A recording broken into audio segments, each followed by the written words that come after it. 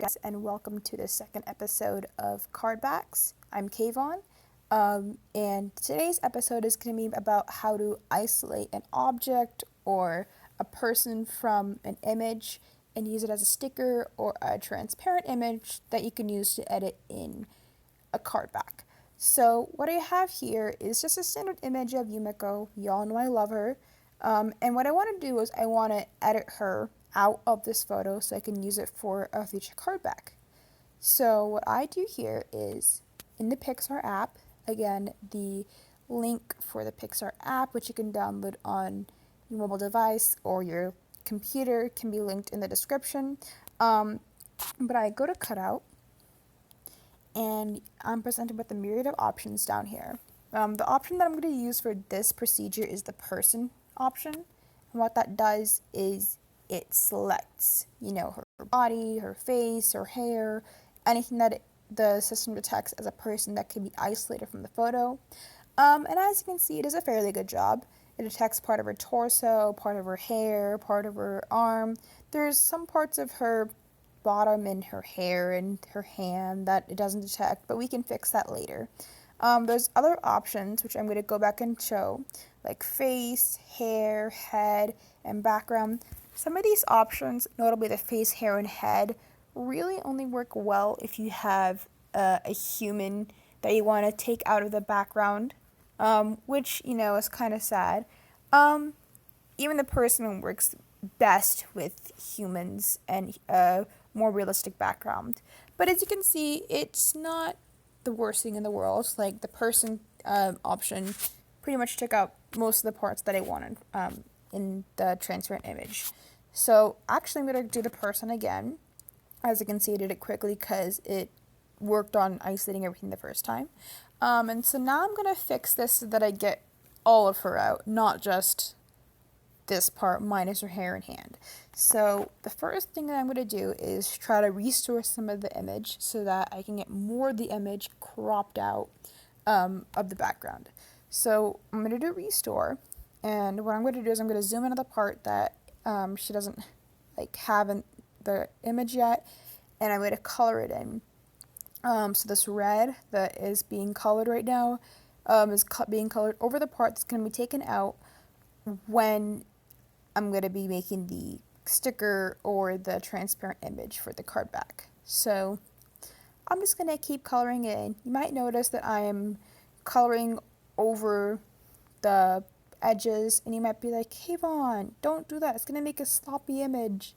And you're kind of right. First of all, it is going to create sloppy lines, and second of all, it's not going to look nice at all. But keep in mind that this is going to be going on a card back that's 70 by 95 pixels, and also it's going to be edited over, so in reality, who's going to care? Who's going to notice? And even if you're not convinced with that, we're going to be doing steps further on that will help make these edges cleaner. So I'm just going to keep coloring all this in, just being calm, coloring everything in. This is kind of why I like editing cardbacks as a hobby. It's just so calming doing this. I don't know why. I just really, really enjoy it. But as you can see, I'm pretty much done with coloring in what I want. So there's that. Now what I'm going to do is I'm going to go over the parts where I over-colored, and I'm going to take out those parts with the erase tool. Now the problem here is that my erase tool is going to be the same size as my restore tool, which is a bit big for me. So I'm going to click on the erase button again, and I'm presented with two sliders. One of the sliders is hardness, and with this slider, it's going to show the edges of my tool, and it's going to show how much of the edges of this tool are going to be taken out. So as you can see with the hardness of 0, it's just a blur. It's not going to really do much for me. I like keeping it all the way up to 100 actually, just so I can get cleaner lines and cleaner erasings when I use this tool. So I'm going to crank it up to 100. Now the bottom slider is size, and it's just self-explanatory. It's the size of the tool. So I'm going to put it down to a relatively small size, maybe 14. I'm going to zoom in here, and I'm going to start taking out the parts that I don't want. Now again, you might be noticing that I am erasing a little bit too much. No big deal. I can just use the restore tool, which is going to be the exact same size, and restore the parts that I want. And it looks much better now. Now I'm going to go up here and do the same thing with the erase tool. Erase some of the parts that I don't want. And again, if you over erase a little bit, that's fine. No one's going to really care in the end. Just keep doing that. Put on some awesome tunes. What do you like listening to? Personally, I like listening to OSTs from animes. I love the Kakegurui openings and ending musics. They're really, really amazing. And I don't know, they're just addictive. I like listening to those. I also like listening to more like trap basses and stuff. I have a weird taste in music, if you guys didn't know. But anyways, yeah, that's what I really like listening to. So I think I've taken out the parts that I wanted. So the last button here is the preview button. If I click on that, it's going to give me a preview of the final product.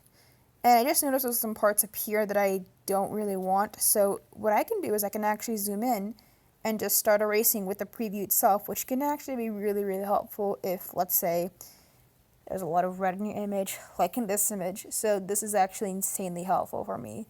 So if I just use the preview option and erase over that, you can see I'm erasing a lot of the things that I probably wouldn't have caught if I hadn't used the preview option.